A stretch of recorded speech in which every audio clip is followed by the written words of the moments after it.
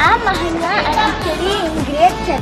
Today, me and my friends went on a field trip to Rashtrapati Nilayam. Waterfall on the rock. I enjoyed a lot. We went to Rashtrapati Nilayam today and we saw many things there. We went with our friends, so I'm going to say some of them.